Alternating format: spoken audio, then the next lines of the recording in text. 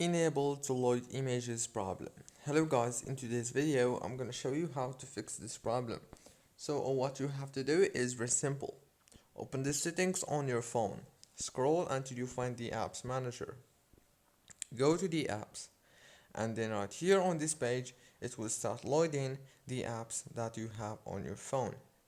So all what you have to do here is scroll until you find Instagram. When you find it, you will have to click on it like this and then click here on forward stop.